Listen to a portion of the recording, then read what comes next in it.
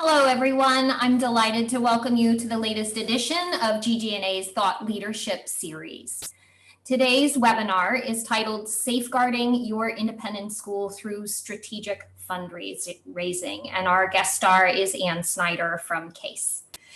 Joining us today are representatives from schools across the United States and also in Canada, Colombia, France, Singapore, and the United Kingdom, just to name a few countries represented on our registrant list. So I believe we have at least 4 continents, maybe more, represented today. My name is Liz Farr, and I'm honored to lead the Independent Schools Practice Area for GGNA, and I will be your host today. I'm eager to introduce you to our guest speaker. Before I do, a quick announcement. Although I've prepared some questions for Anne, if time permits, she is also open to answering some from the audience. Should you like to ask a question, please use the Q&A button at the bottom of your screen. And please accept our apologies if we don't get to all of them or even to any of them. Now on with our discussion. Anne Snyder became CASE's first ever Director of Independent and International Schools in March of 2020.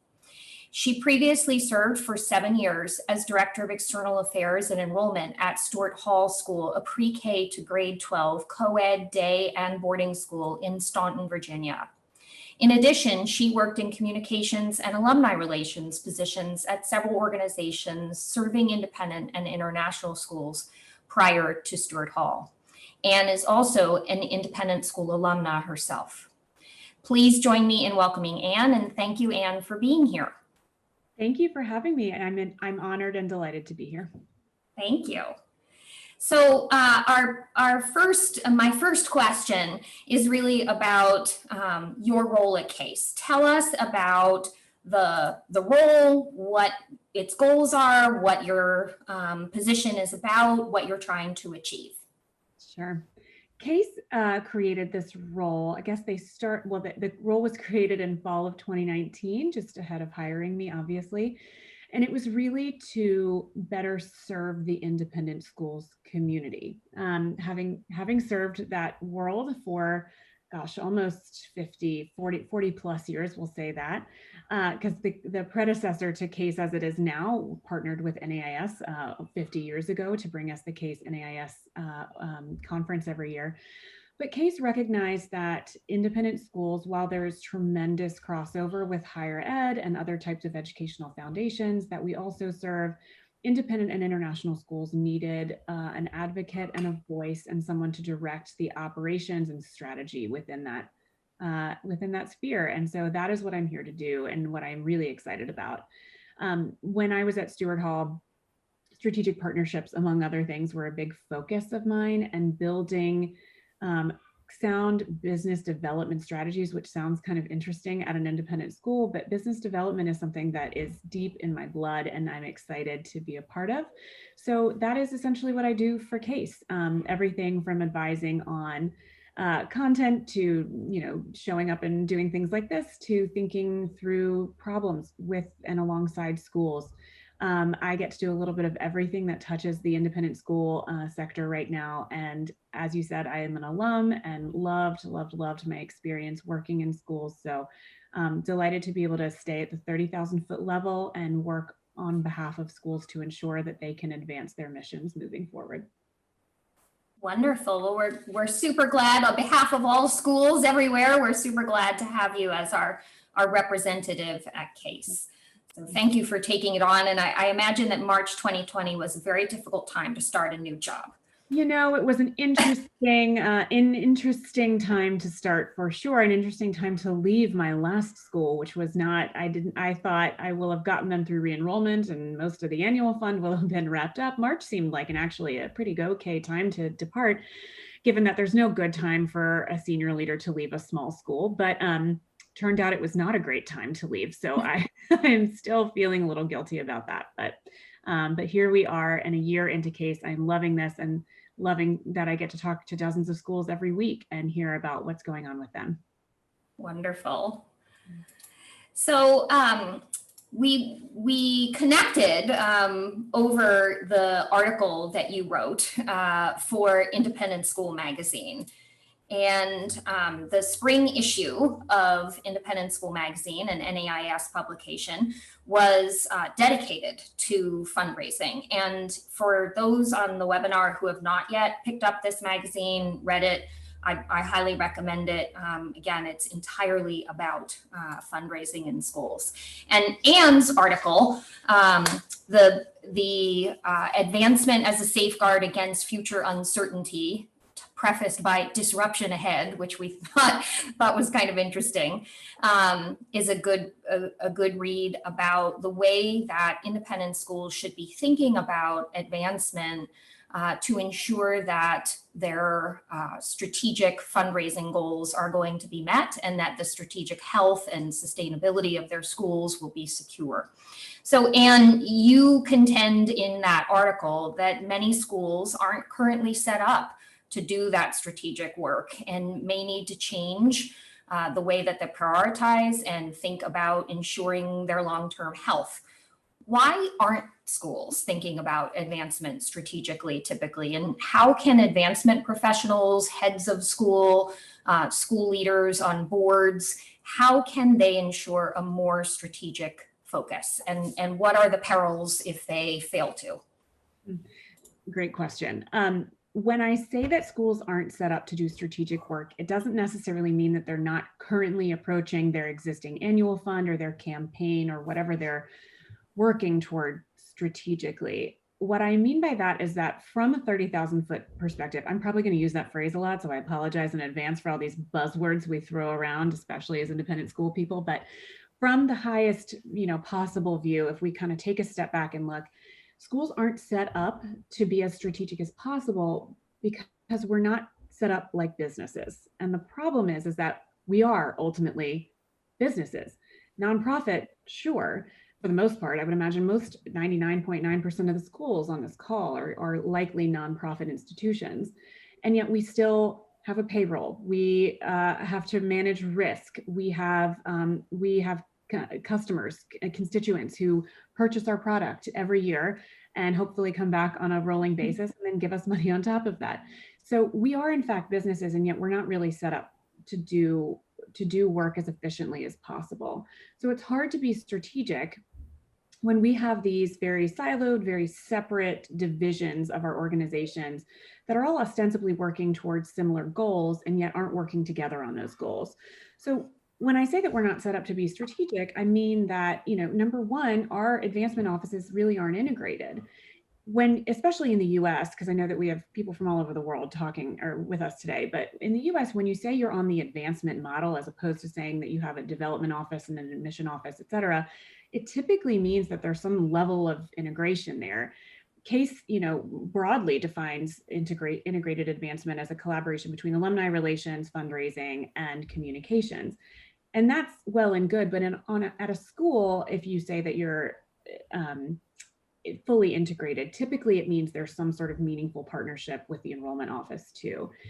And yet I find that while we might give lip service to that, that what it usually means is that communications reports to both, but that's not necessarily a truly strategic partnership. That's some tactical collaboration across the board. So my hope for schools, and if I could do one thing in my career, if this were the one thing I did, I think my existence would have been meaningful. But my hope for schools is to really look at this advancement model and make sure that we are functioning to the best of our capacity, which means that instead of thinking of ourselves as development directors and admission directors, we need to be thinking of ourselves as chief revenue officers of the school.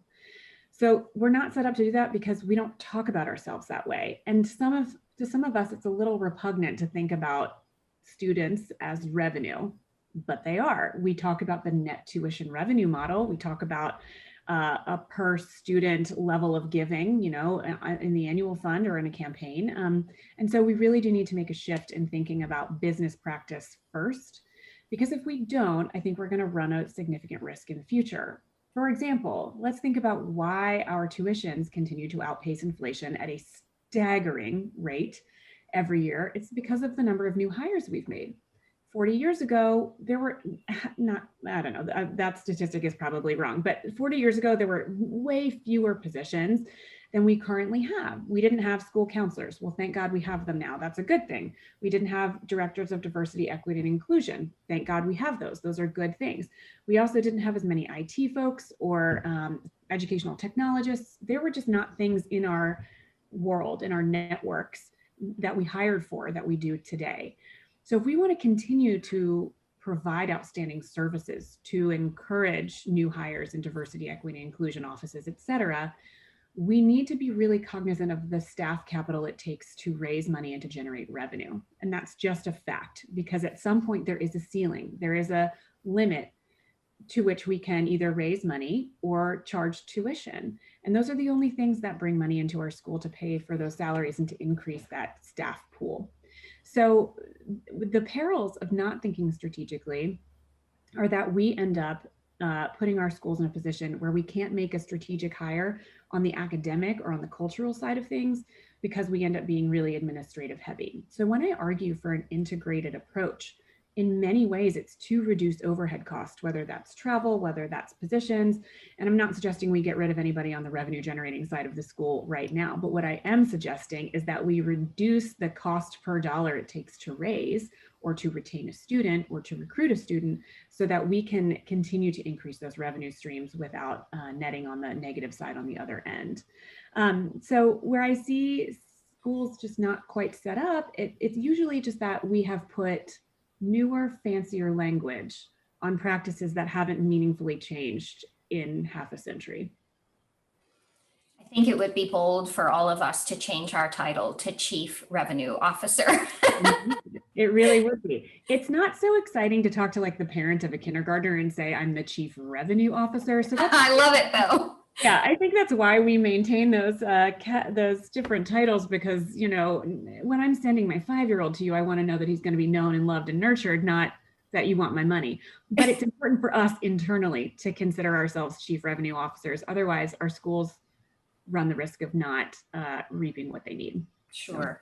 Well, and one of the things that I'm often telling my clients is about the need to articulate to our constituents the mechanics of all of it, the finances of an independent school. And we can't be shy anymore about what those are. If we want to deliver mission, we need revenue and we need to be financially sustainable in order to do it. Absolutely. So tell me a little bit about why you see that lack of sort of interplay between admissions, communications, development, finance. I mean, often the tension between a business office and a development office in and of itself can be, thick enough to cut with a knife. Why the turf wars? Why aren't these offices used to being collaborative? And what would be your advice, particularly to those on the call who might be heads of school, to bring those teams together and encourage that collaboration that is so vital? In my armchair opinion, this is because I'm getting a little psychological here, but I would say that the primary driver of continued siloed behavior is that everybody thinks when they sit around an admin table or a leadership team meeting table, they think that their job is harder than everybody else's at the table. Absolutely, everybody does.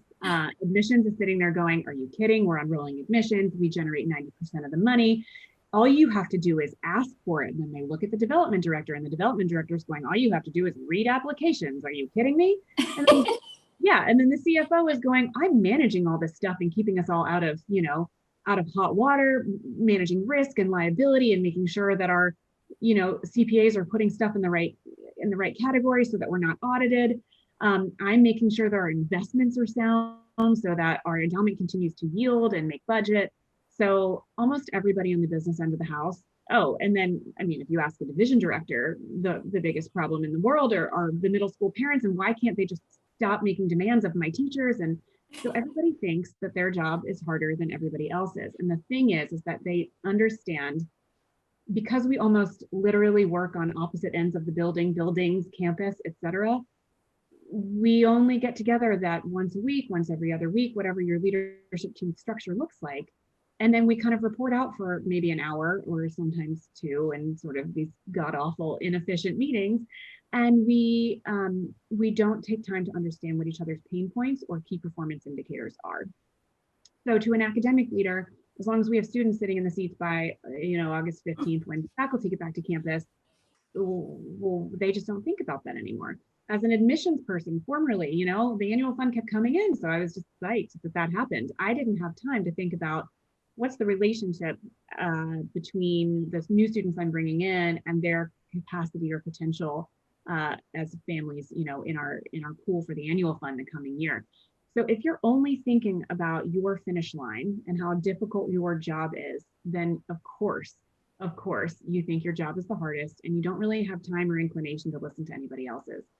So when I advocate for that integrated approach, it just, first of all, starts with meetings and understanding why each other's jobs are difficult. But that is tricky too, because it has to come from a real place of seeking to understand.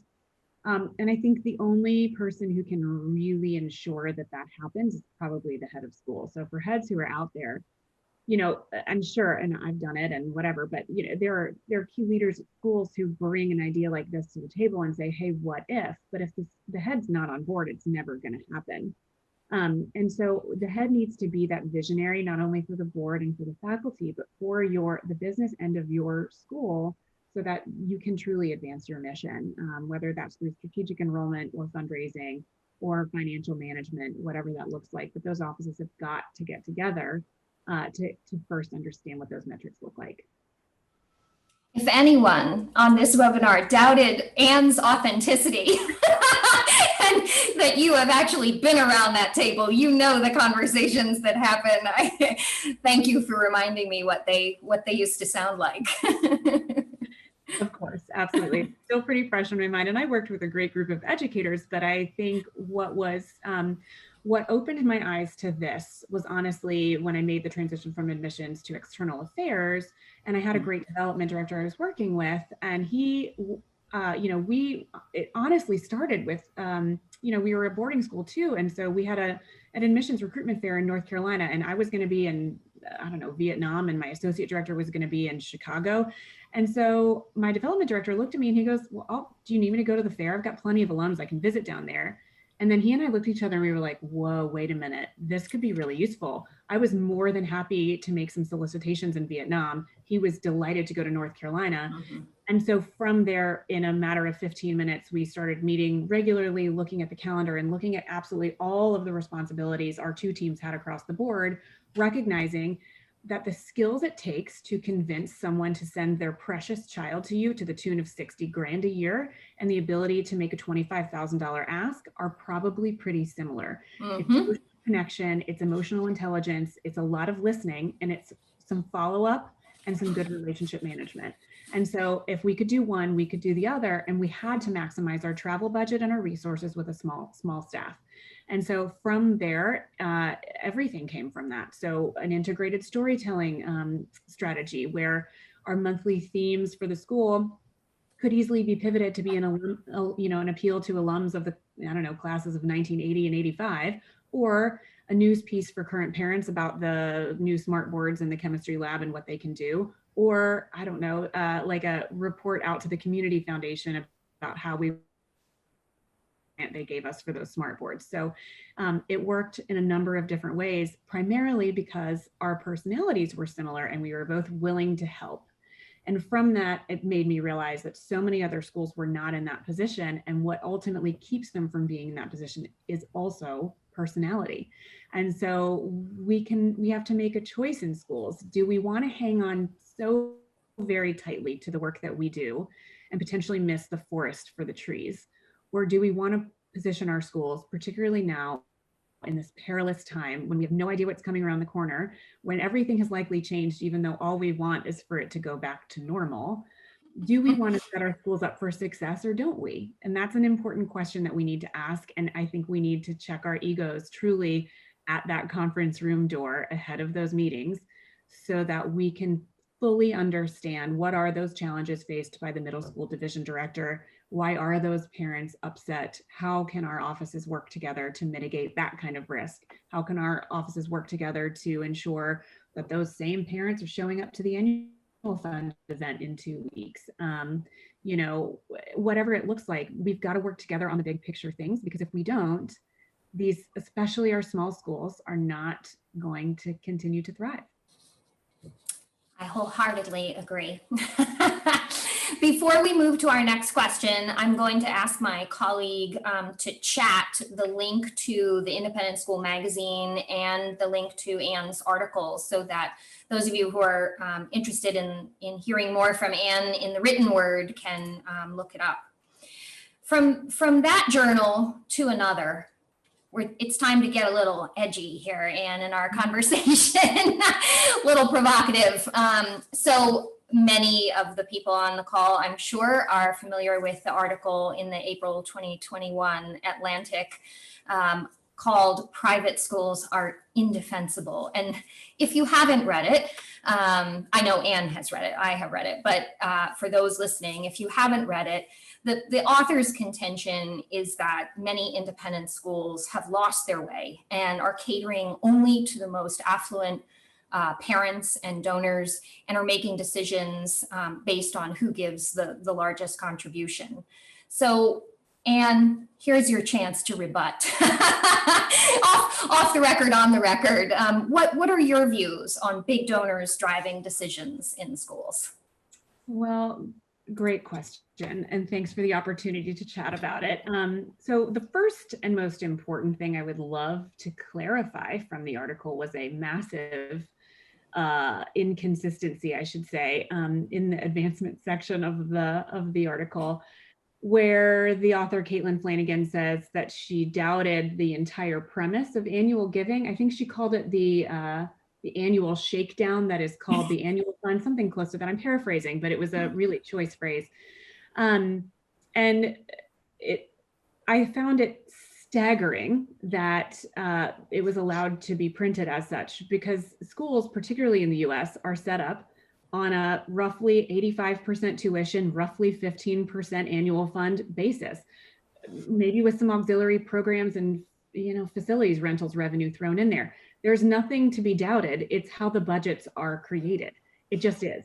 Not so true internationally, different for international schools, much higher on the revenue side for tuition and whatnot, and probably I would say closer to like 98% in a lot of places. But in the US, we are predicated upon this rather flawed business model where we don't charge what it costs. And so it was interesting to me that a national publication printed what is obvious opinion as such, as though it were fact. And here's the thing about schools, and she does say this a little bit, but not as much as I would have liked, that there are big schools out there with big donor influence, but by and large, the majority of independent schools are filling needs in their communities and providing an outstanding education. And they look nothing like Harvard Westlake or, name any other very wealthy school. And by the way, Harvard Westlake is a great school. And the development team there is outstanding and adheres to all sorts of codes of ethics. So I think what's troubling about the article to me is that she says private schools are indefensible. And yet so many of them, much like the one I was, in for the better part of the decade, were providing a safe haven and a different environment for students. And it had nothing to do with how wealthy your family was, and everything to do with, say, wanting an environment that's perhaps more accepting than your current public school, an academic environment that's more challenging, a conduit for college education. And maybe your parents were not college educated, and so they are sending you to a prep school because they don't feel comfortable with the college process. So on one hand, you have schools that are helping students actually achieve what many of us would argue is the American dream. And that's where the majority of us work and enjoy our existence and raise money for, et cetera. And yet the article, while it gave very minor lip service to saying they weren't attacking all independent schools, certainly went ahead and attacked the majority of independent schools. So it's tricky. And yes, there are times when donors exert control, and that's difficult and it's tricky. And yet in my experience as a senior leader, when those situations occur, faculty are almost never made privy to the many management conversations that happen behind closed doors.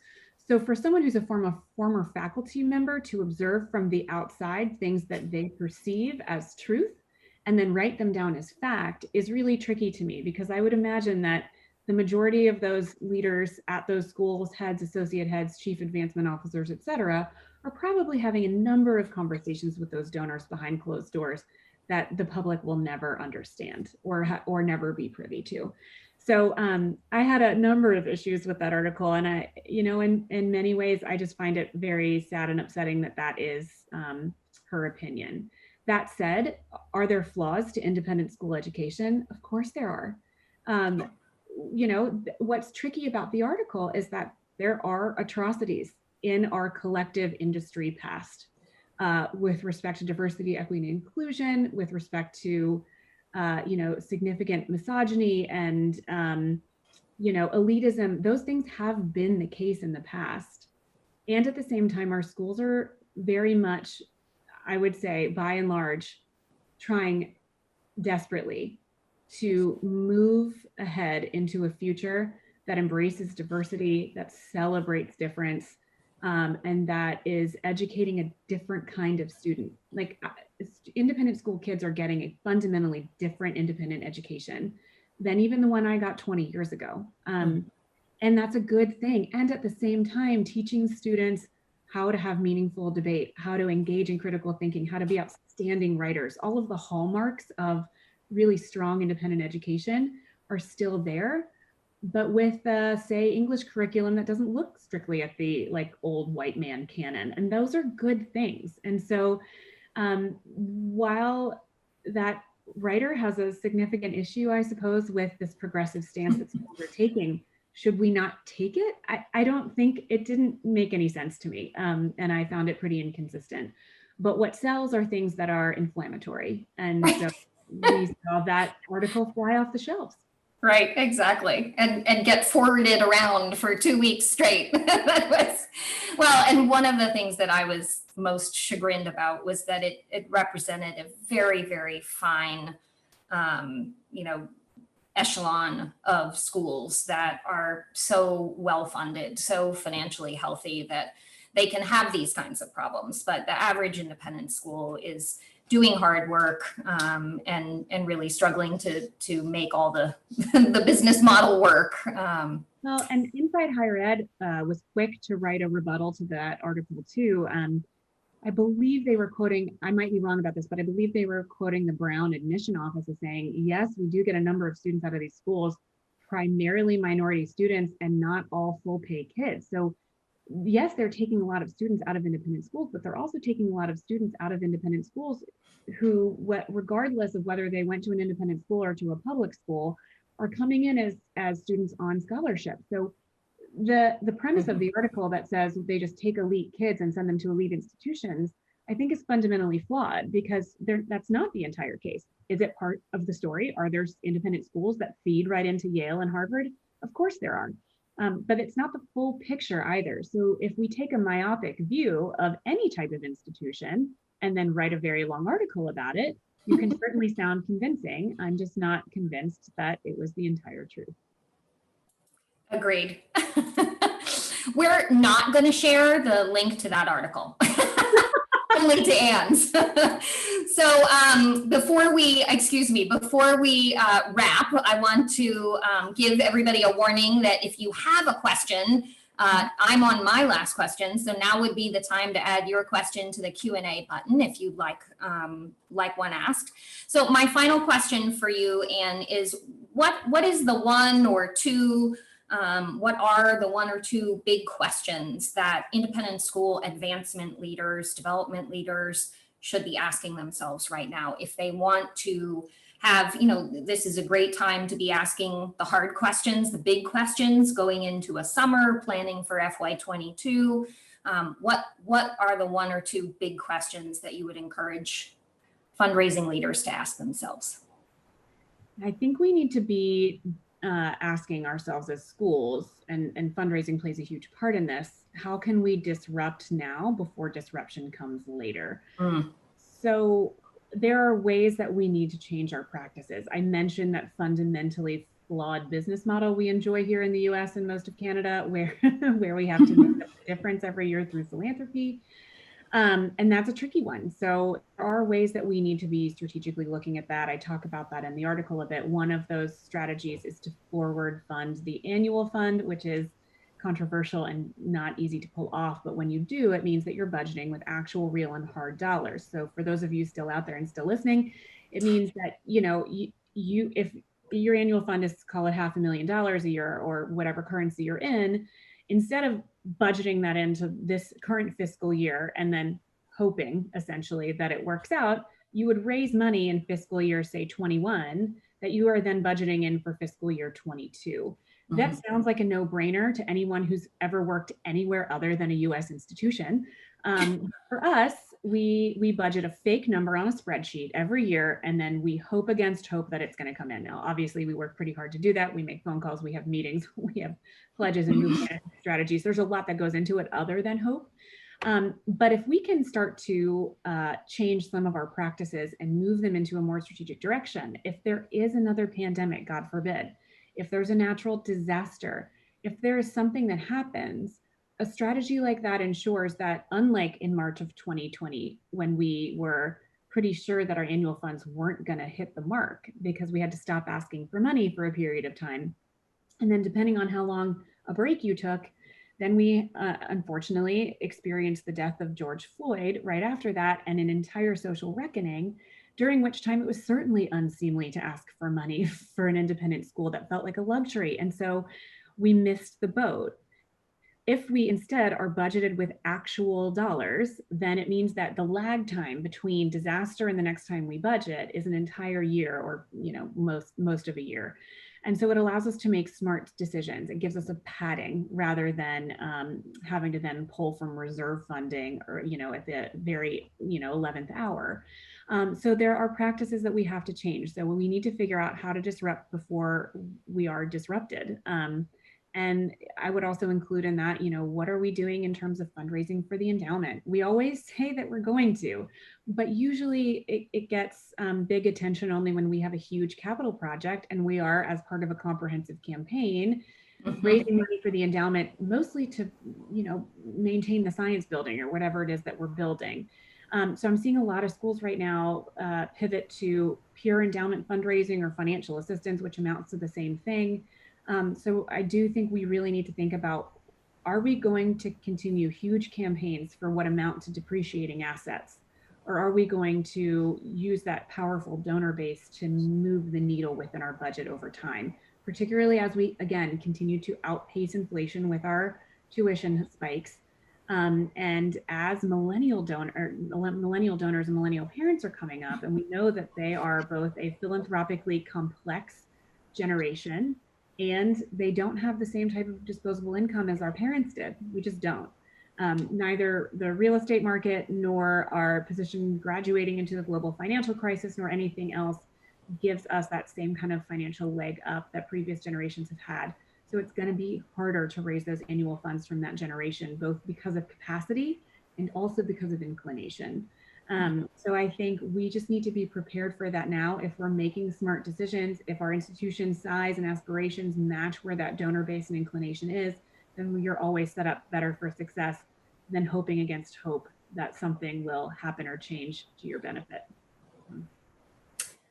And I agree wholeheartedly, but that's why I asked you to be my guest star. Well, we do not have any questions in the Q&A, but I am going to ask my colleague to share in the chat box some links to some of our upcoming events, especially for independent schools.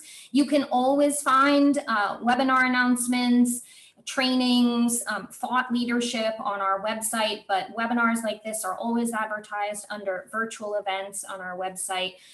Two things of note coming up: the Major Gifts Masterclass. This will be our fourth version of this, fourth reprisal, because it's been so popular.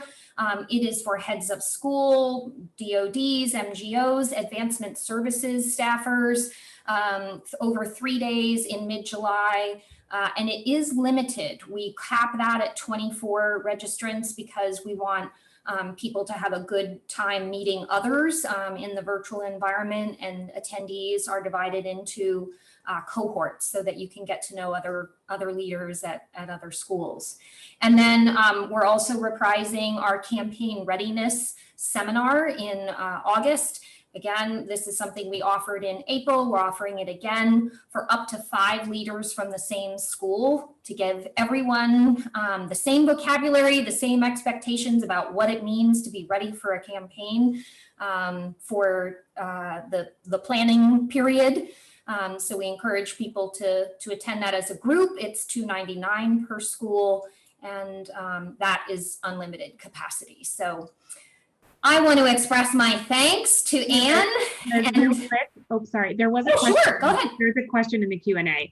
It says, in raising endowment funding, do you have thoughts on best practices or buy-in, i.e. 6 months, a year, et cetera, before distribution after an endowment gift is fully funded? I don't have best practices on this, but I would love to turn to my colleague Liz, who talks to schools about this type of thing all the time. Absolutely. So I think general best practices are to allow that endowment, and most CFOs and business officers are probably going to agree with this, and investment managers, to allow the gift of, let's say, $100,000 to sit for a year and to earn its interest before you start drawing on it, or if it's payable over 5 years, same thing, to allow it to grow for a little bit before you start drawing on it. One of the things that I've actually had experience with is a donor calling me up and saying, why did the value of the endowed fund that I established go down? And that can be, when a donor is opening your report on giving or your annual report and seeing that the value is lower than it was a year ago, that can be quite disconcerting. One of the things also I'm seeing in schools is and really across all industries, particularly in higher ed as well, is donors' reluctance to part with a capital gift of their assets in order to fund an endowment at a school. They're getting less and less trusting about the school's ability to manage that money better than they could manage it. And they'd rather give you just the income from their own investments rather than turn it all over. I've also had experience with clients having a donor say, I will legally transfer this to you, but I want to manage it, because they are money managers themselves. So it is becoming increasingly complex. And I would say, had you asked me and what my big question for advancement leaders would be, because it relates to this, are we being donor centric?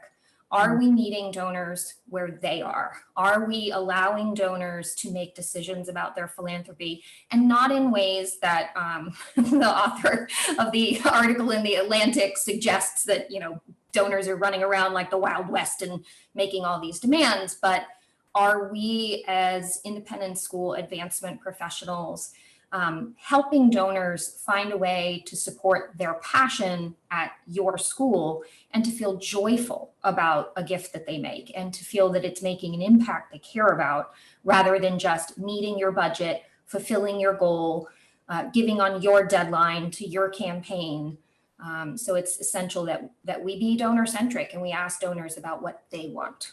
I think that's a great point. And to your point about opening up the annual report and seeing that a fund has maybe decreased and they didn't have advance warning of this, one stewardship aspect that I've learned from a school this year, which I think is fantastic. Obviously, if a donor is setting up their own fund, if they've given you $1 million and you're drawing 4.5% on that, you're going to want to send a fund report to them. I would hope that you do that anyway. But let's say they're contributing $1 million to an overarching other named fund because they're passionate, or maybe they knew the teacher after whom it was named or whatever. One school, St. Xavier's down south, Mike Littell is their chief advancement officer, and he, for all endowed financial aid gifts, presents to that donor a kind of mini fund report that represents the contribution of their overall fund. So they all get an individualized letter with language that's almost like, I'm sure many of us are TIAA investors in this group, but you get your monthly report or whatever it says, if you invest X amount more, then this is what your portfolio will look like in, Z number of years. So he creates this sort of individualized report, and there are probably hundreds of donors to their endowed financial aid fund, but presents one to each of them. And it is the greatest moves management strategy because almost unsolicited, these folks tend to increase their gift over time to that, or to their pledge over time. Yes. So from a stewardship perspective, if you're going after big funds for the endowment, it's not hard to create a pie chart in Excel that looks like, that is representative of their contribution to that overall portfolio of investments. And so ensure, again, that you are being donor centric, that you are making sure that they have the awareness of what's going on with the investment, and that they get it in a timely manner, and they get it in a really personal manner. And I know that it's hard if you are a small team to do all of that on your own. And at the same time, if you don't make the investment, you end up with big donors who are angry. And that's the last thing that we want or need, particularly when you have to gear up for another campaign down the road. Yes. We have another question, if you don't mind answering it, Anne, if you have a minute more. Typically, how long does it take to shift to a forward funding model for the annual fund? It's funny because you and I were talking about this just the other day. Yes. That is an entirely arbitrary answer. So it really depends on how, what your school's donor base looks like, how big your annual fund is, what your ratio of annual fund operating budget is. But here's what I would say. I'm going to just use round numbers because despite working in money, I'm not really all that great at math. But so, if your annual fund's $500,000, and here's the other thing too, it takes a ton of discipline because you have to do it in one of two ways. Either you use your repeatable annual fund number. So if $500,000 is your repeatable, more or less annual fund number, maybe with a 1% or 2% increase a year, something along those lines. If that's the number you're working for, that means that you can do it one of two ways. Either you budget into your operations 400 of that 500 to be spent every year, and then you're putting 100 aside in a board designated fund to be used specifically for that purpose, and you have to have the discipline not to spend those reserves on anything else other than forward funding. So that means if it's 500,000 and you want to do that for 5 years, then you'll have your forward funded amount, and then you can start to spend it ahead of time. Or you can kind of engage in a sort of mini campaign, I guess. And I might let Liz speak to this a little bit too, because she might have better insight, but where you say, okay, I need to raise 600,000 a year instead of 500, and here are my group of 10 business savvy donors who don't necessarily need a highly emotionally compelling appeal, but who are excited that the school wants to take care of its finances in this way. So in that case, you raise a percentage over and above what you would typically be doing, but because you've already outlined what that pyramid looks like and who are the individuals who'd be willing to help, that would help you do it faster, I would think, depending on their capacity and all of that kind of stuff. But either way, it's an elephant you have to eat one bite at a time. There's no way to do that quickly unless you happen to get one of those kind of bequests out of the sky that happens to be big enough to be your entire annual fund. But then you have to get your entire board and your head on the line to say, is this a way we want to invest our money? And that's going to take some convincing, because people like fancy, fast projects. They don't always like the fiscally responsible, really dull choice, And I don't know. I think being financially sustainable and healthy is not dull. I think it's exciting. I find it totally exhilarating. Yes. But it's hard to convince some folks when they've got their pet project they want, or whatever that looks like. But I would say again, dull is the way to go right now. We came off of a year of immense excitement, and we don't really need to be doing anything else. So what I would say is, a best practice is still a best practice, and we've just got to get our business model functioning, because it's not going to last forever. It's just really not. And the other thing that the pandemic has done that we haven't even touched on yet is this continued bifurcation between highly wealthy, affluent, well-positioned schools and sort of everybody else. Yeah. Those schools, just like individuals with great wealth, have gotten wealthier during the pandemic, as they did during the Great Depression, by the way, and every other period in history. So too institutions. So those who have done well have done really, really well. Their endowments look great. Annual fund is up. Parents are really engaged. The school has plenty of hands on deck, so their management of the pandemic has been really good, which invests the individual with more trust in the institution. And so by and large, we're still seeing the split between the biggies and almost everyone else. And so it's the everyone else's that I am most passionate about helping to solve this business model question, because the everybody else probably doesn't have the same donor capacity that a school in Manhattan does. And so that's or the pool of, qualified candidates and families who can pay and all of that sort of thing that comes with that too. So the business model is really most important for those for whom it's really important to stay. Right. Yeah. Well, and if the person who asked the question is still on, I would say also it depends completely on what your starting point is. Yeah. So if you right now have a $1 million, I'm not good at math either, so I'm going to speak in very round numbers. If you have a $1.2 million annual fund, but your budgeted goal is 1 million, you're already $200,000 in the black at the end of each year. The question is, so ostensibly it would take you 5 years to forward fund it, right? But ostensibly the issue becomes what's happening to that 200,000 surplus now. Is the CFO sweeping it into the endowment? Is the CFO and the finance committee deploying it each summer to make facilities improvements and renovations? Is it going into some sort of slush fund so that it can be deployed in emergencies? That's what matters. I mean, I think it depends where you are now in terms of how fast or over how many years you could forward fund. But this is yet another case, where Anne makes the case for forward funding an annual fund. It's yet another case for having your budgeted goal be something totally realistic, something you are sure you can meet, and having an aspirational goal that you're striving for, that you might tell your volunteers about, that you're really trying to beat, last year's amount, but you want to make sure that your budgeted goal, the amount you've promised the business office, is something you are certain you can raise. Thank you for that. And I'm sort of astounded by this next question that we have. It's really interesting. I had a donor say to me last week, I will probably die in the next 10 years.